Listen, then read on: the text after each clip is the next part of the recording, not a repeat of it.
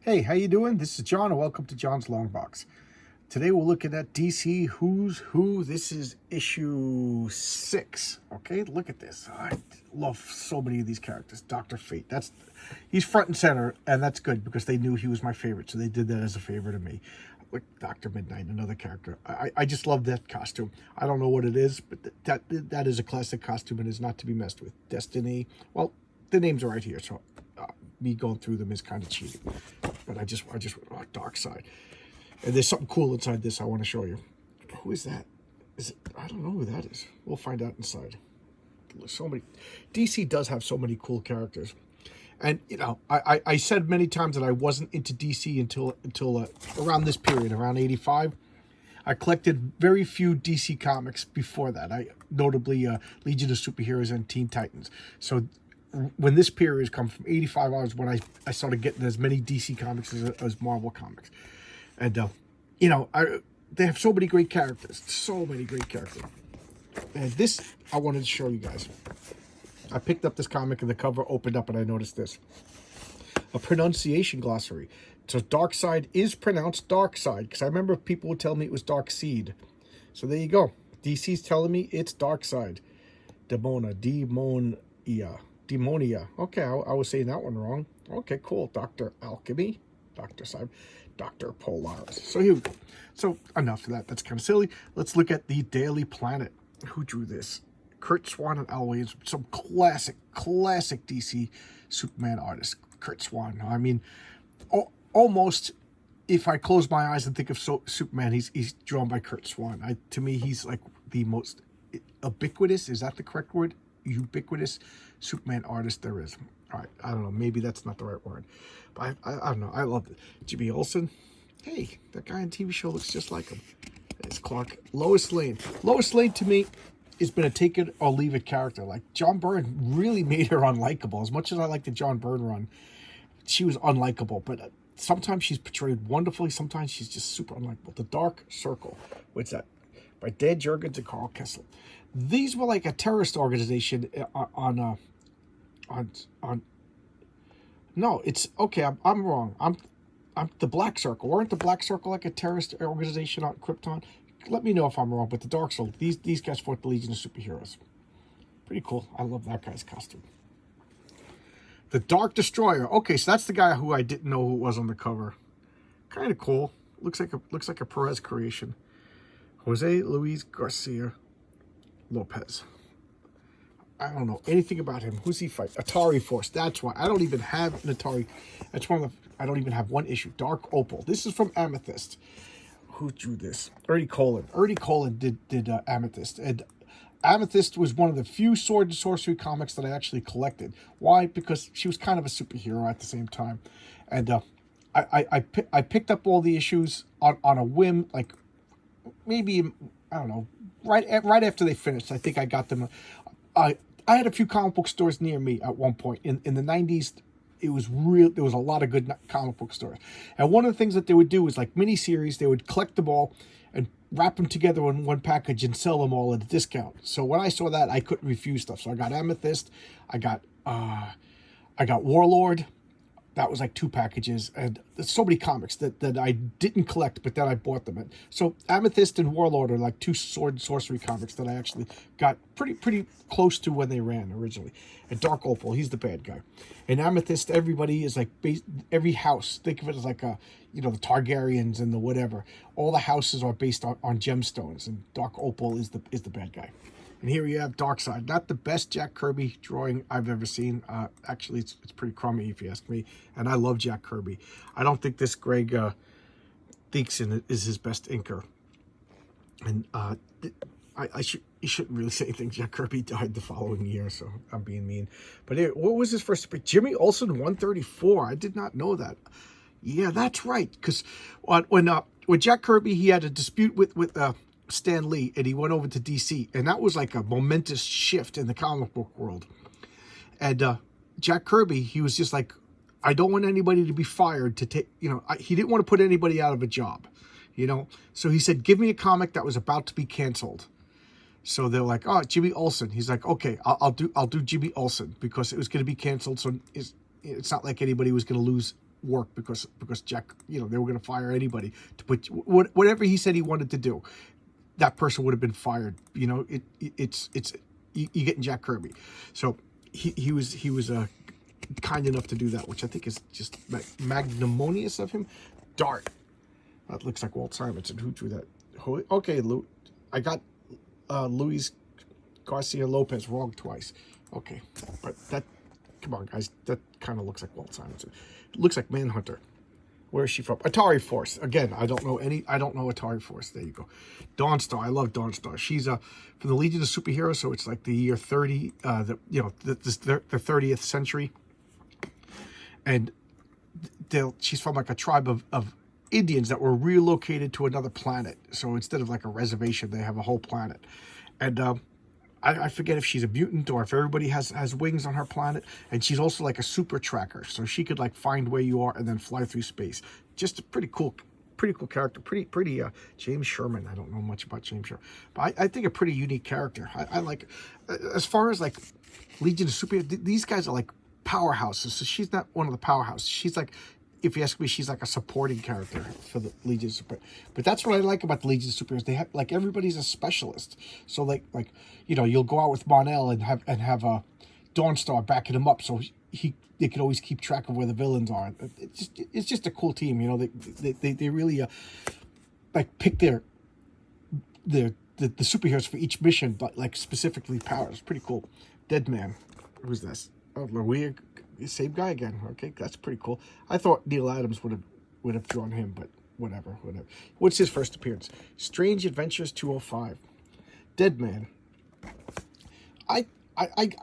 One of my very first DC comics. I don't know why I'm stuttering tonight, but one of my very first DC comics was a Batman comic. And DC did this like dollar-sized comics in the 70s for a little while. And then they went back to normal size comics, so they would fill the comic with like a lot of like filler. So it was Batman in one story, and it was Deadman in another story, and then it was I forget if it was the bad guys, or they had their own story, but it was Abigator, Wrath, and whatever, the three demons with, you know, one had the jug, one had the wheel, and whatever. And I've been looking for that ever since, because my very first comics, like a lot of them disappeared. I probably cut it up or something stupid like that.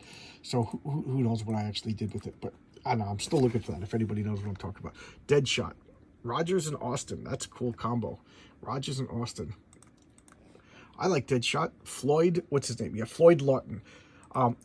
Batman villain, Suicide Squad. You know, he's popular now from the movies. Deathbolt. That is a great costume.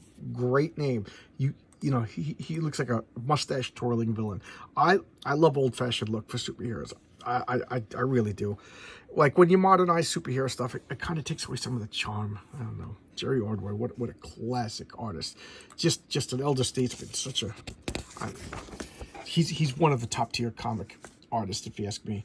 The Deep Six. Gold, Jafar, Shalago, Slig, Trock, Kern. This has got to be Kirby stuff. Yep, Jack Kirby. Yep. Look at them. The Deep Six. So what are they, like? Amphibious? I don't know anything about them.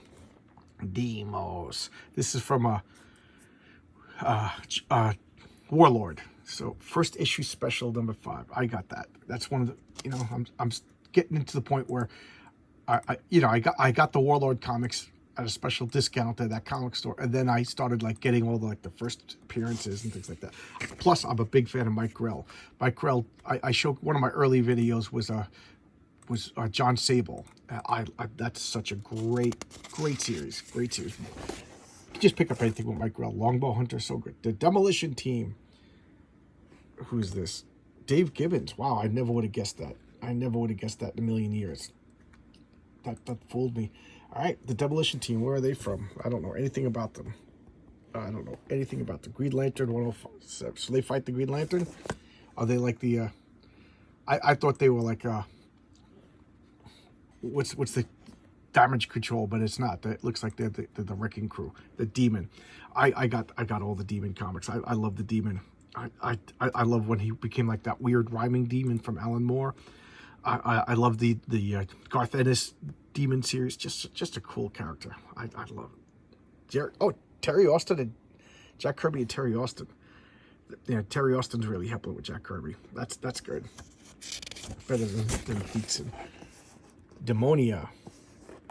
Who's this? Mike Hernandez and Romeo Tanka from the Freedom. Green Lantern 141. I don't know much about her. Don't know much about her. Pretty cool. Pretty cool. Desaad. That's Darkseid's Toady. You know, Jack Kirby was really into that the Toady character. Yes, Master, I will do your bidding. And of course, he's named after the Marquis de Sade. So he really likes tortured people.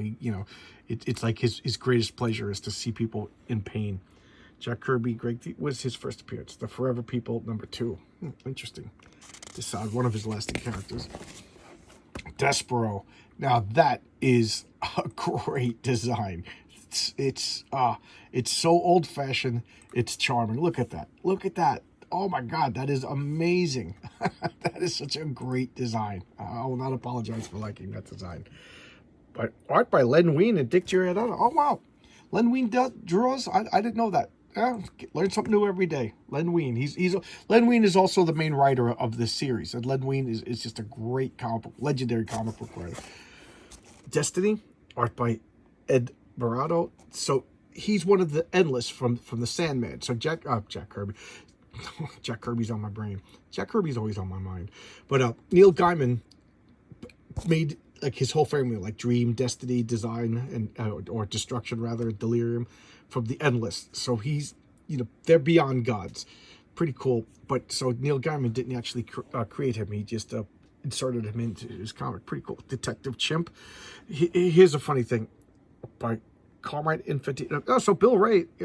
Every time I do this, I talk about how Carmine Infantino, his inker makes or breaks him. This inker, I think he's doing a wonderful job. This guy's complimenting Carmine's artwork right here. This good job. When I was a kid, I guess there's something wrong with me because I never saw the fascination with all the monkeys, the gorillas and stuff in comics. But DC used to say, like, you want something to sell, put a gorilla in it. Gorillas sell comics. I hated gorillas in my comics, unless it was a regular gorilla. I hated talking gorillas. I hated it. So I hated Detective Chimp. I thought it was silly. Now as an adult, I love gorillas. I love sword and sorcery. Something else that I hated as a kid. Howard the Duck, I like it as an adult. I hated it as a kid. But, you change. You're not the same person. So Detective Chimp, I especially love when Bill Willingham reintroduced him back into the DC universe. That was pretty good. That was a Shadow Pact. It's pretty cool. And who is this? Dial H for Hero. This was pretty cool. First, let's Howard Bender and Dennis Janssen. Dial H for Hero. It was one of those things that I hated about DC. It was kind of silly or whatever. But I kind of like the concept now. They had these little dials, and they would dial hero, and boom, they would get superpowers. So they would, and what I do like about it, even as a kid, I was like, all right, I'll give them credit. That's cool. As much as I didn't like the comic, was readers would suggest and draw pictures of their heroes, and then their heroes would be in DC. So you'd be like, look at this, I made up this hero. As an adult, I'm like, they own your intellectual property now, but whatever. As a kid, how cool is that to actually have a character in a DC comic that you created? Dinosaur Island. Now, as much as I hated Bill Ray and Greg, okay, that's pretty cool. As much as I hated gorillas as a kid, I still love, and I've always loved dinosaurs. So, I would have collected this if I knew anything about this. Where are they from? I don't even know. Star Spangled War Stories. Oh, that's right. A bunch of soldiers ended up on Dinosaur Island. So there you go. Pretty cool. Pretty cool. Dr. Alchemy. He has like a Philosopher's Stone, and he can transmute elements, like Element Lad from the Legion of Superheroes. Who drew this? Mike Volberg and Dick Giordano. I don't know. That again. You know my taste. I like old-fashioned looking superheroes. That's good enough for me. I don't care really how a character. Well, I do. That's a lie. I do care about how the character looks, but it's more important how the character is portrayed and act for me. Like if they act stupid, then I'm not going to really be interested. Dr. Bedlam. This looks like a Jack Kirby. Yep, Jack Kirby. Mr. Miracle #2. Now I have the Fourth World omnibus. I haven't read it yet, and so this Fourth World stuff, I know of it from like other sources and from other writers stuff, but I don't have the Jack Kirby fourth. Well, I don't have any of the comics, but I do have an omnibus. So that's one of my things. I got to sit down and actually read The Fourth World by Jack Kirby. I have the Hunger Dogs graphic novel, and I read that, but I'd never read any of the official Jack Kirby Fourth World stuff. Dr. Cyber. This looks like, yep, Don Heck. Okay, that's pretty cool. Who's she fight? Wonder Woman. Okay, Wonder Woman villain. That's cool. I never got into Wonder Woman until George Perez took over Wonder Woman. Dr. Destiny and Justice League of America #5. I got his first appearance. This is by Rudy Nebros. And if you're watching the Sandman show, he's the guy. I didn't watch the Sandman show yet. I don't watch a lot of TV, so I'm way behind on TV shows. But in the Sandman show, it's based on what, issue 3, issue 4, I forget, of the Sandman, with that horrible episode in the diner. This is the guy who does it. So I want to see that episode. Do they reference that he's a Justice League supervillain? You know, or is it just like some crazy person? I don't know. I'm sure they changed it. Dr. Double X. Okay, I don't even remember this guy. Dr. Double X by Rich Buckler and Larry Monson. Rich Buckler is like the baseline of comic book artists. You know, he's like what you should be. You know, if you're worse than Rich Buckler, then you're terrible. So I always call him like the George Harrison of art, because George Harrison to me is like the mean of the average of rock and roll guitarists. And I don't know if I'm making any sense, but this Rich Buckler is like a chameleon. He could do anybody. He apes other people's style. So he kind of aped Jack Kirby for a while. He John Buscema. I don't know. I just really like it. Plus, met him at a couple of conventions. He's a real nice guy. He's sadly passed on. Dr. Fate. I love Dr. Fate. Keith Giffen and Larry Mounts. I like Doctor Strange. Doctor Strange is one of my favorites, but there's something about Dr. Fate that I like more, and I like this like connection to like gods and like, I don't know, like possession. So Kent Nelson finds this helmet, and when he puts the helmet on, it like downloads the personality and knowledge of one of the Lords of Order, and for the life of me, I can't remember his name right now. Nabu the Wise. And Nabu the Wise is like a sorceress god. It's kind of like the Vishanti, you know, or Agamotto, like these beings that Doctor Strange invokes. So Dr. Fate becomes the avatar of this being. He doesn't just like invoke him. He in a way becomes him. And it's almost like he has a different identity. And for a while, they were playing up like that. He was horrified to become Dr. Fate because like he's surrendering himself to a foreign entity in his own body.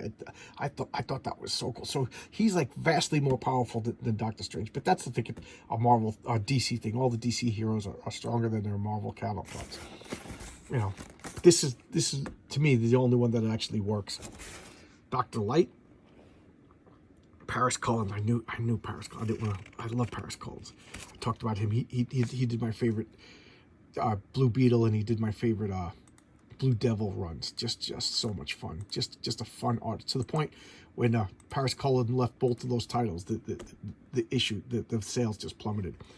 And he was originally a Justice League villain, and then he fought Justice League of America 12. I love the black and white scheme. I just don't like the chest symbol. That's the only thing. Like, would it be better without it? Or maybe a light bulb? I don't know. What do I know? I'm crazy. And this is Dr. Light 2. They replaced him. She's a hero, and she joined the Justice League. There you go. Nothing much to say about her. Is she still around? I haven't heard anything about her in a while. And there you go. What a great... Who drew that? Ron Randall and Matt Wagner and Roman. Oh, I love Matt Wagner's art. Look at that. That is a great superhero costume. Simple and elegant with the buttons are tied by crescent moons. That is awesome. And he has a trained owl. Not Wesley Dodds. Charles McNider. What are the odds that Charles McNider would become Dr. Midnight? I just love that. That is so great. I love all the early like mystery men type superheroes. Dr. Occult. As far as I'm concerned, this was like a a non-interesting character until kind of like, to me anyway, Neil Gaiman put him in the what they called like the trench coat brigade, but then they retired that term after Columbine, when they wore the trench coats and shot people. That ruined that concept. But there were a group of magicians going around like they're tutoring Timothy Hunter in the books of magic. Pretty cool. But he's also created by More Fun Comics #6. He's created by Siegel and Schuster. So Siegel and Schuster created Superman and Dr. Occult. Cool. Dr. Phosphorus. I unwittingly, unconsciously copied this. I made a villain called Dr. Phosphorus, and he was a main villain in my superhero role-playing games. And he was like a mastermind villain behind the scenes kind of guy, like a big brain kind of guy, who was trying to cure all superpowers because he was in constant pain from being on fire. And eventually the pain drove him insane, and he became like a lunatic kind of villain, no longer a mastermind. The insanity consumed his intelligence. And then I find out that they have one in DC Comics. I made him up as a kid, and he almost looks exact. Well, he does look exact. He wears like a suit and tie because he's the one who developed like costumes that could repel superpowers, like kind of like the unstable molecules. Dr. Polaris, Gil Kane. I don't even need to look down. I just recognized the way he draws faces, and then I saw that. He's Magneto for the DC universe. He has magnetic powers. I don't know what it's about magnetic powers, but I guess you got to have antennas. Dr. Polaris. Pretty cool. Here's the back cover. This is great. Get these Legion comics. Get these All-Star comics. Amethyst over here. Superman. Warlord. Yeah, DC was firing on all cylinders at this point. This is just awesome stuff. Awesome stuff. Just awesome stuff. All right. So there's your video tip for today. I'll see you guys tomorrow with another video. Let me know if the mic sounds good, okay? I'll see you tomorrow. Bye-bye.